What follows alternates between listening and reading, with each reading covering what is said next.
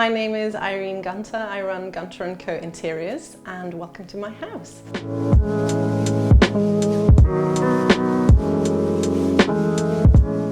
I thought we'd start in the kitchen today. It's quite an unusual position because it's at the front of the house. This is your typical London semi-detached home.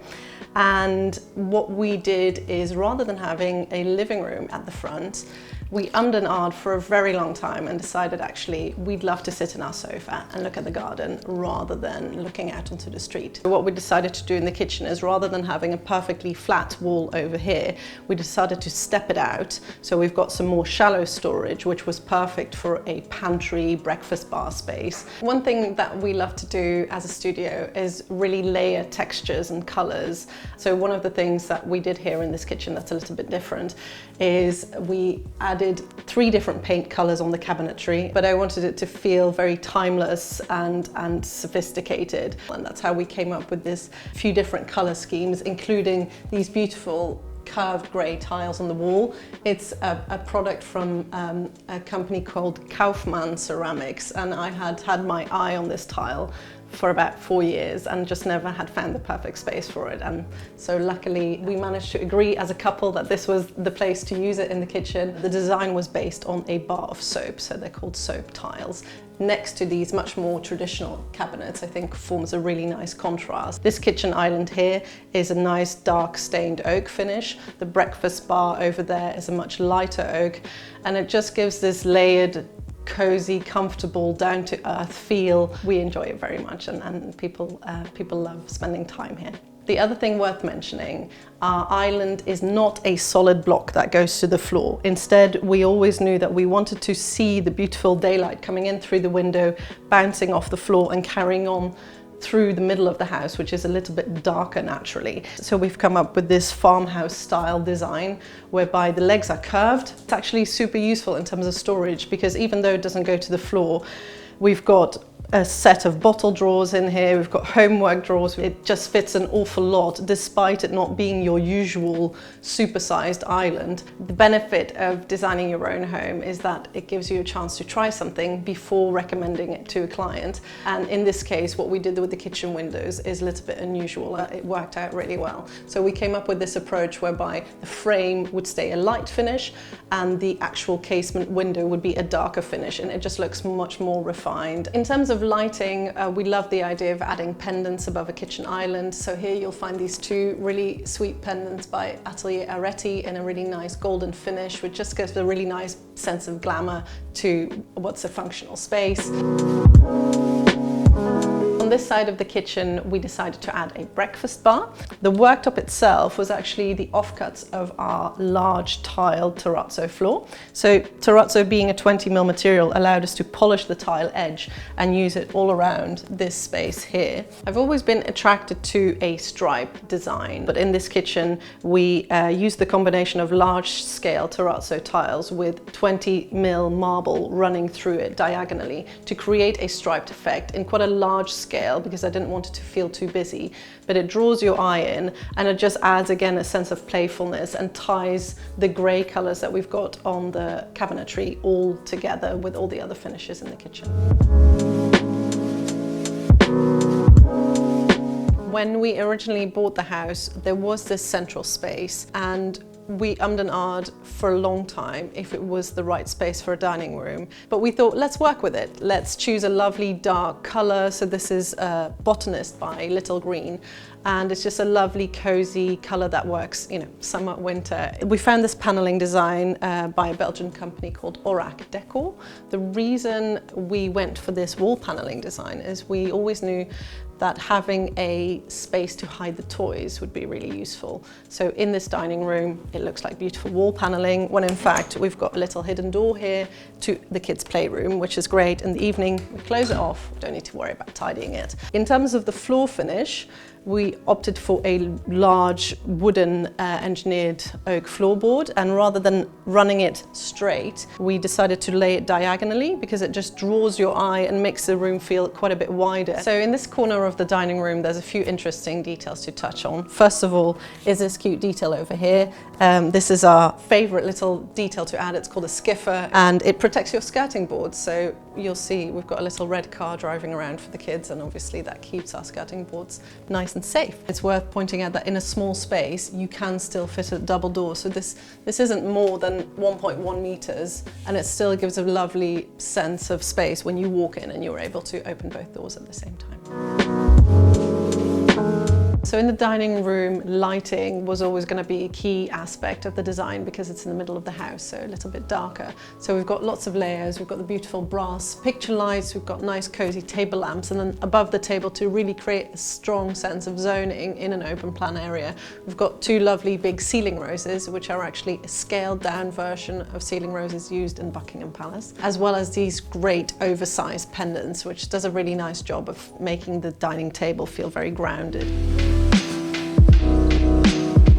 In the living room, the green panelled wall continues. Traditionally, you would have found a nice 90-degree corner there, but to just open that dining room up into the living room, we decided to curve this, which has worked really well. In the evening, we obviously love spending time here, and I'm sure you can imagine we don't like to see a TV on show, so we came up with this detail to hide the TV behind a moving painting.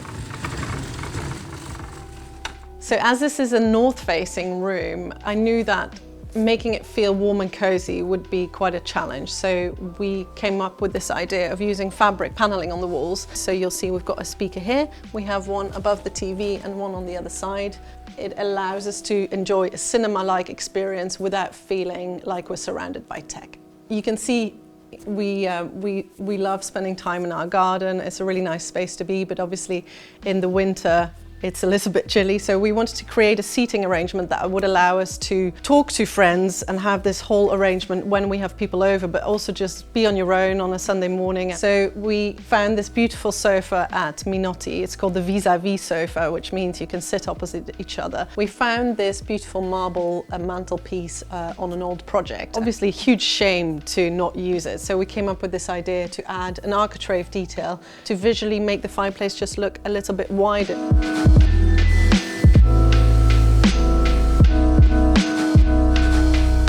On this side of the living room, we've got a really nice library wall where we created this nice opening to be able to tuck the sofa right in. Obviously, it's great for book storage and other bits and bobs, and it gives a lot of character. We love displaying books in all our projects. It just adds so much personality. Overall, really what we try to achieve in this room is it's so easy to just do a neutral scheme or a neutral with one colour, but what we really wanted to do is create a multi-layered scheme whereby you've got lots of different colours going on, but they all happen to work really nicely together. So we started off with this lovely rusty orange finish, which we then stumbled upon these beautiful pieces of art in which the green and all the other colours were introduced, and it just gave us a bit of confidence to say, no, actually, all the colours that you'd see in these paintings can easily be referenced in terms of cushions and soft furnishings. I found these two lovely works of art on partnership editions. I love these armchairs. It's the first armchair I ever pinned on my Pinterest board when I was an interior design student. So I've always had a massive crush on these, and it's been a really big dream come true to have these. So this is the door to our understairs loo. Because of the angle of the staircase, we couldn't achieve a nice tall rectangular door, so we came up with this design to arch it, which is a really nice little detail, I think. And we then nodded to that curve by adding a little round portal window inside the loo. And we use these really nice practical Zelige tiles, which just gives it a really robust, durable feel, but having it in a nice colour makes it lovely and moody. And with the beautiful Colfax wallpaper and the backlit mirror, it's just a lovely moody space. Next to our master bedroom is our youngest son's bedroom. We love the idea of introducing a big Tintin poster since we're from Belgium, and that allowed us to introduce this touch of red in lots of different spaces in the room. So we've got the lovely window seat with a llama trim on the cushion. We've got details on the cushion, a lovely leading edge on the curtains, and then the border around the rug. And it's a really nice way of just adding a bit of fun, and for it not to just be a pale blue room, but just a very fun space that has lots of different colours in it. So In much the same way as in the kitchen, we've got a bay window here, and we love the idea of seeing out onto the trees and looking at the front garden, but didn't want people to be able to look in, so we came up with a stretched bistro blind treatment. In the same area, we've got this beautiful trim from the cloth shop, which is a lovely high street place to find nice trims, in combination with this beautiful high-end trim from Samuel & Sons. It's a nice way to mix and match. We had a lot of fun with the joinery in this room. We've got some really nice bench seating within the window seat, and then we've got a really nice teddy bear handle detail on the built-in wardrobes. This is my son's ensuite, which on paper shouldn't work because normally you'd want a space that's at least 1.4 meters. This is quite a little bit smaller, but you can still easily walk through and get into the shower. Allowed us to fit quite a lot of different elements into this space. We've got basin, loo, shower, and it just means that we meet that functional need without taking away too much space. These lovely tiles are terrazzo tiles by Otto Tiles, and it just allowed us to continue with that red detail through the two spaces. This is our main bedroom, where we went for a calming but quite a statement feminine wallpaper. And to counteract that, we've got some nice black details. So we've got black window frames and some black frames on some of our artwork to just balance it out a little bit. As this room is north facing, we thought the idea of a really nice oversized mirror in an organic shape would just help bounce the light around. And I've always had my heart set on nice curved headboard. So we had that made for us in a beautiful warm rusty fabric, which is a colour that you'll see throughout the house, and it just wraps really nicely and creates quite an intimate feeling in what's otherwise quite a clean and minimally furnished room. Within the wallpaper there are hints of blue, so we repeated that on the colour of the doors, which are then carried out throughout the first and second floors of the house, and we also had a little nod to that on a beautiful trim at the top of our curtains. This is the dressing room, which connects the main bedroom to our bathroom. We always love this idea of a plaster finish. So this colour is called setting plaster, and it just gives a really nice warm feeling. And I always think green and pink work really well together. Our bathroom is green, so it was an obvious way to make the two fit. Adding a bit of texture and detail is something we always love to do. So we had this fabric, which is a beautiful textured fabric, which we added to the wardrobes. And to give a little bit of a contemporary edge, we just added this border, which is at a typical paneling height, to give a sense of proportion and just to add a little bit of fun. This is our main bathroom. I always knew I wanted a bath in here, and this is actually our only bath in the whole house. While the boys are young, obviously we use this every day, hence the idea came up of having a beautiful armchair in here, because it's a daily occurrence, and I've spent many bath times being very comfortable over here.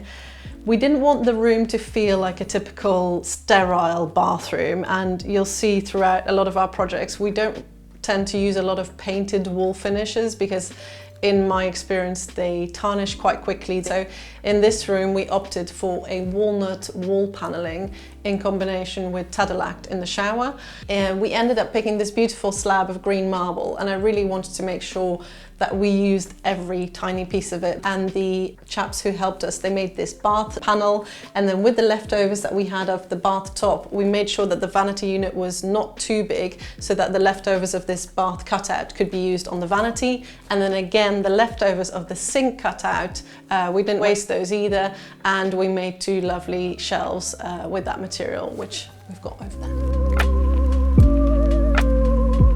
This is our guest bedroom. It's in the loft. We've got quite a few awkward shapes and angles here, so we use this beautiful textured wallpaper with quite a small print to just disguise all those lines a little bit and make the room feel as big as possible. We didn't have an awful lot of space for bedside tables because we wanted to maximize the size of the bed. So we came up with this solution for having a floating shelving idea, and also having the wall lights rather than table lamps just frees up any space and makes it feel quite spacious, when in fact it's quite a compact room. Thank you so much for looking around my home. I really enjoyed showing you guys around. I hope I've given you some lovely ideas to use in your own homes.